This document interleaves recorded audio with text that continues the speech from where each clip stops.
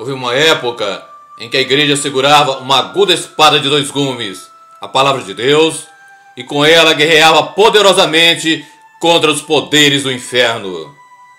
Era a igreja do Novo Testamento, antes que ela se tornasse gorda, fraca e sem unção, por causa do excesso de prosperidade. Antes que ela ficasse com os músculos atrofiados por causa do excesso de organização humana.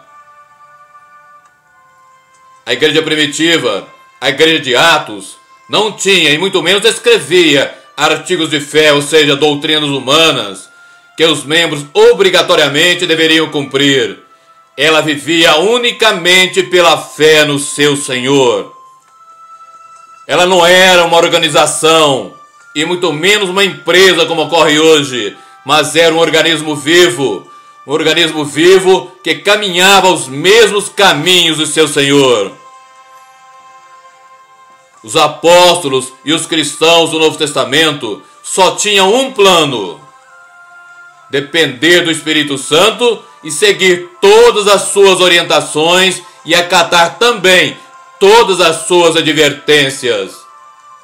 E por isso, eles suportaram e venceram a todas as crises, oposições e perseguições que ocorreram.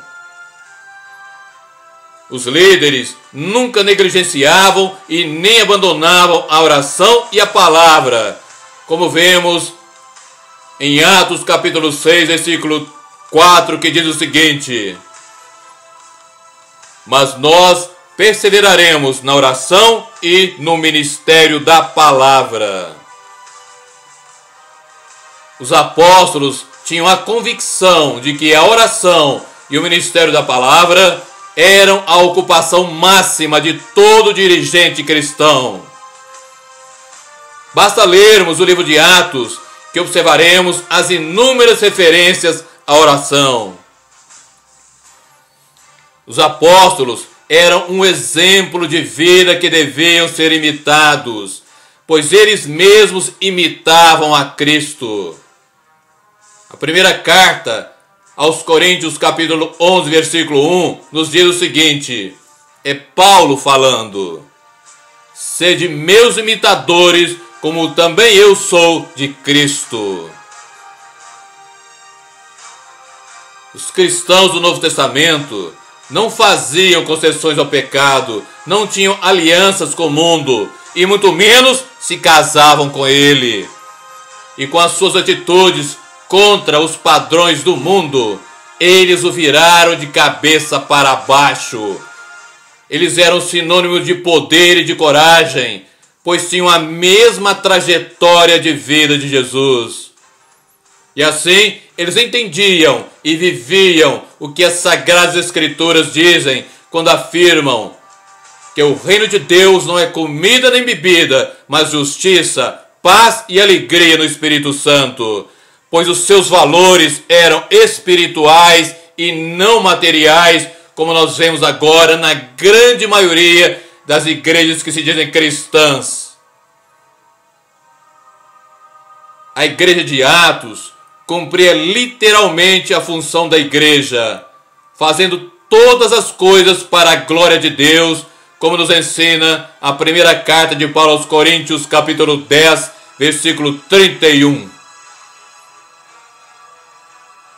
Os cristãos primitivos se revestiam de Jesus e assim não se voltavam para as coisas da carne e para as suas cobiças.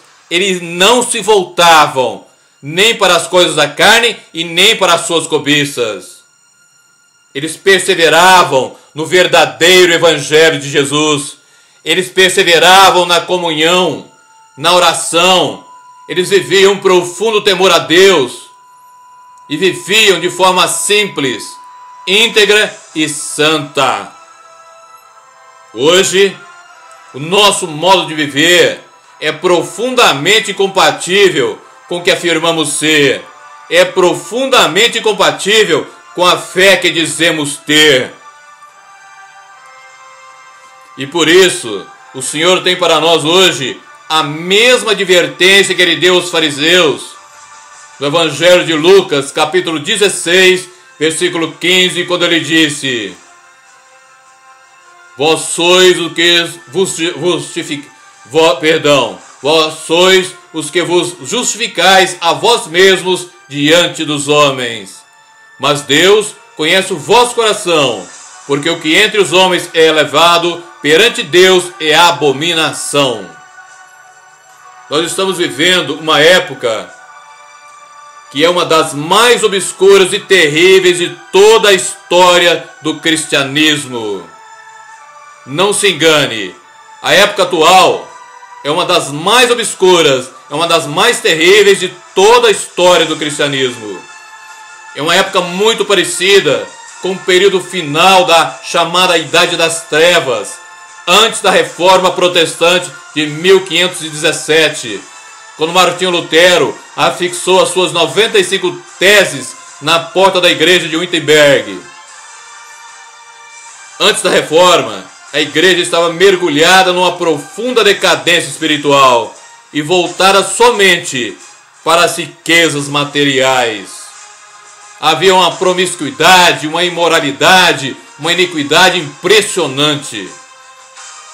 E na realidade, a igreja estava vivendo um profundo adultério com o mundo, com o pecado e seus prazeres. Ela tinha o nome de Igreja de Cristo, mas na verdade ela servia a Satanás e ao seu império. E naquela época, raríssimos eram os verdadeiros homens de Deus. Raríssimos eram os profetas do Altíssimo Deus. Naquele período sombrio e maligno, pouquíssimos eram aqueles que enxergavam a verdadeira situação da igreja e o que era necessário acontecer para que ela voltasse a ter vida como tinha a igreja do Novo Testamento. Isso não te faz pensar na igreja e no cristianismo atual? Isso não te lembra o que estamos vivendo hoje e que chamamos de cristianismo? Isso não te faz pensar na igreja atual?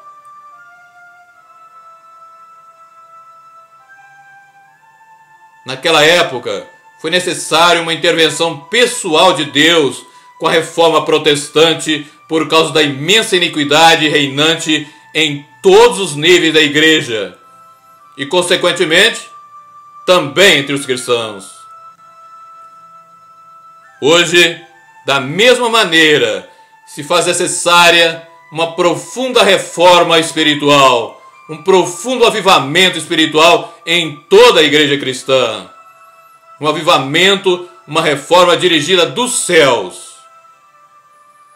E hoje, o peso, a responsabilidade sobre nós é ainda maior do que no período anterior à reforma de 1517.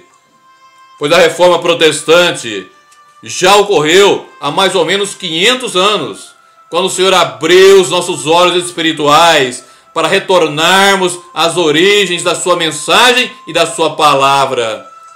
Porém, nós voltamos a fechá-los e nos voltamos para nós mesmos, para os bens dessa terra. O Senhor abriu os nossos olhos e nós os fechamos novamente. Você já parou para pensar e confrontar o atual cristianismo à luz das Sagradas Escrituras, à luz do verdadeiro Evangelho de Jesus, à luz da mensagem da cruz?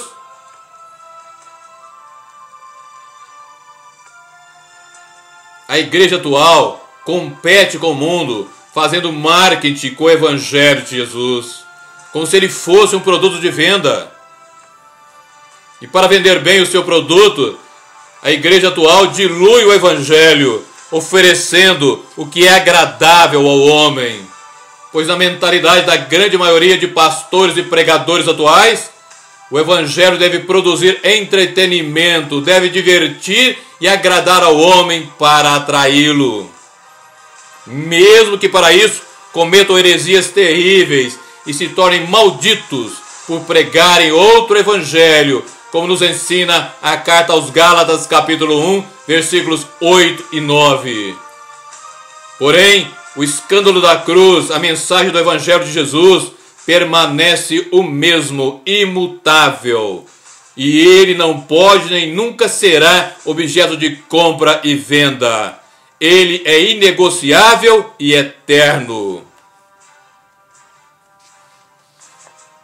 O cristão de hoje tem um coração tão endurecido que nem as promessas de Deus e nem as suas ameaças o incomodam. Ele sofre de uma profunda paralisia espiritual. Nem as ameaças de Deus o incomodam. E eu pergunto então, onde será que a nossa falta de interesse, que o nosso descaso e desprezo para com a verdade de Deus irá nos levar? Nós não estamos diante da face de Deus. Nós não caminhamos com a sua presença. Nós não nos conformamos a Cristo. Não somos semelhantes a Ele. Mas somos muito parecidos com os escribas e fariseus. Nós não buscamos o reino de Deus e a sua justiça em primeiro lugar. Nós não temos fome de Deus. Nós não temos sede de Deus. O cristianismo atual, a igreja moderna, não é um organismo vivo que vive segundo o coração do Pai. E hoje, um número impressionante de igrejas se apoiam e têm toda a sua estrutura espiritual sustentada por movimentos, por revelações que focalizam e que se baseiam essencialmente no homem e no seu caráter, e não unicamente em Jesus Cristo. Deixaram de ser igrejas cristãs para serem igrejas cujo fundamento é o homem.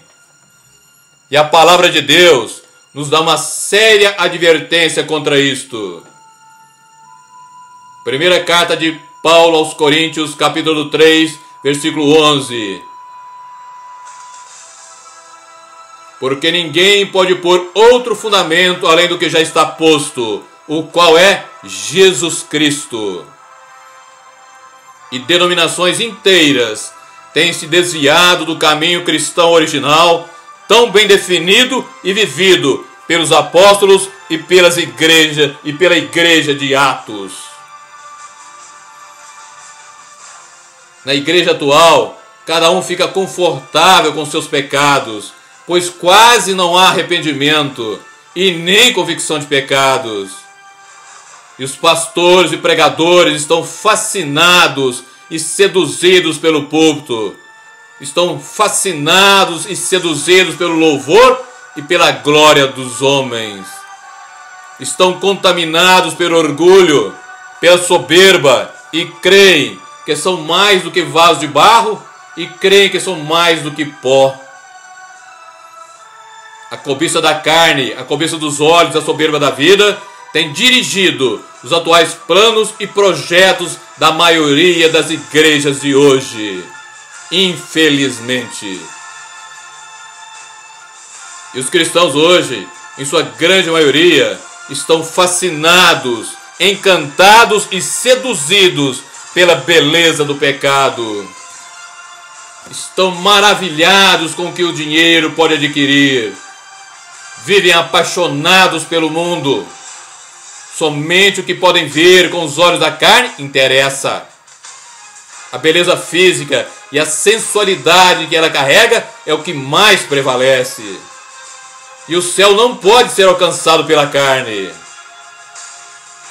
O que é terreno nunca alcançará o que é espiritual, se antes não morrer, for crucificado com Cristo e nascer de novo. Se alguém quiser viver a glória da ressurreição, tem que primeiro passar pela paixão e morte na cruz de Cristo. Atualmente, as conversas, os assuntos dos cristãos, em muito pouco diferem das conversas e assuntos dos pecadores e dos ímpios. Na realidade, há muito mais semelhanças do que diferenças.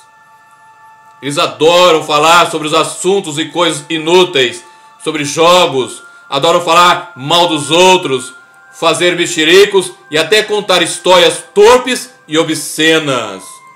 E o Evangelho de Mateus, capítulo 12, do versículo 34 ao 37, e o Evangelho de Marcos, capítulo 7, do versículo 20 ao 23, nos advertem contra isso. Em ambos os textos é o próprio Jesus falando. Mateus 12, do 34 ao 37 diz: Raça de víboras, como podeis vós dizer boas coisas sendo maus? Pois do que há em abundância no coração, disso fala a boca.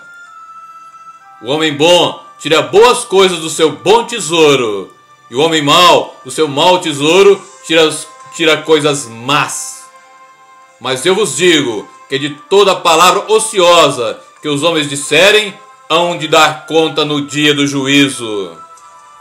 Porque por tuas palavras serás justificado, e por tuas palavras serás condenado. Marcos capítulo 7, do versículo 20 ao 23. E dizia: o que sai do homem, isso é o que contamina o homem. Porque do interior do coração do homem saem os maus pensamentos, os adultérios, as prostituições, os homicídios, os furtos, a avareza, as maldades, o engano, a dissolução, a inveja, a blasfêmia, a soberba e a loucura.